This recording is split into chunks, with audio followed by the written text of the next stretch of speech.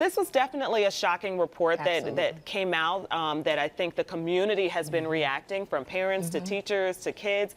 What actions has CPS made? It happened in the summer. I know you all have been doing a lot of work to get it together for the new school year. Yeah, well, the plan of action has multiple phases, but the most important step we took was to recheck the backgrounds of all the adults who have access to children in our building. So we successfully completed that this summer, checking the backgrounds of employees, vendors, and volunteers.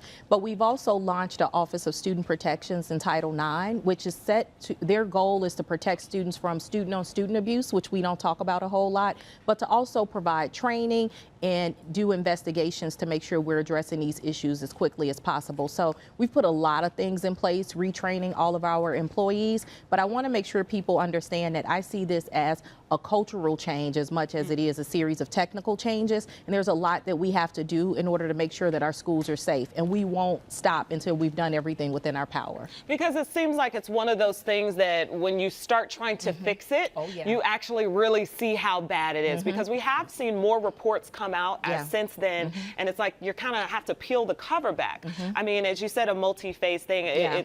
Is there any sort of timeline that you guys are working with, or a goal? I think the goal is to make sure that students feel safe and that we have a district that's free of sexual abuse, free of sexual violence. But what I will say is that I count it as a good thing if more students are reporting. We know that sexual abuse is woefully underreported. And so when you have a strong culture, you see more people coming forward, and I count that as a good thing. Okay, and we know that, of course, the safety of children is a top priority with this issue, and you all have taken this very seriously. We also know that it's had some other impacts. There was actually an article here in the Tribune that came out last week that says it's actually impacting negatively federal money that the government is giving us for magnet schools here in our district. How is that going to be fixed, or how will that be remedied? Well, the first thing is we have appealed that decision because we don't want to impact and punish other students who need these programs. The new magnet programs that we selected are in some of our most underserved communities.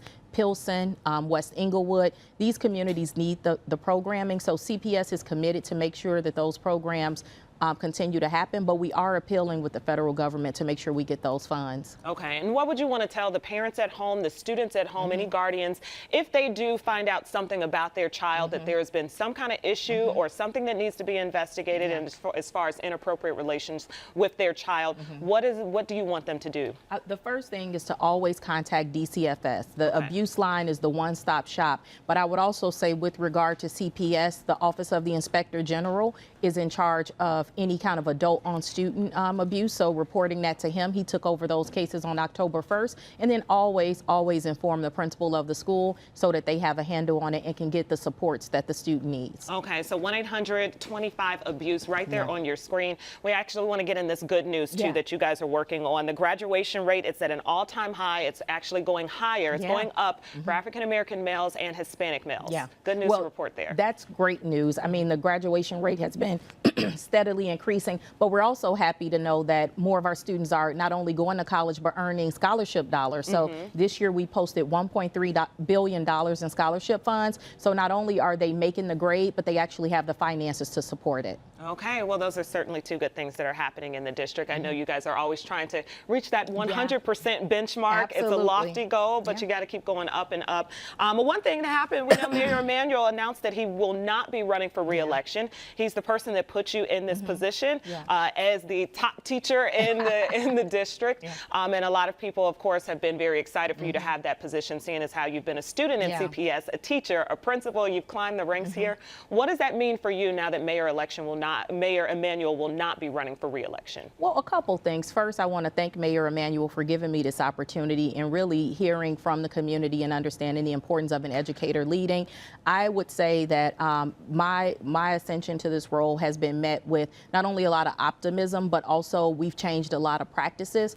Communities are more engaged. Teachers feel good knowing that there's a person that's an educator at the top.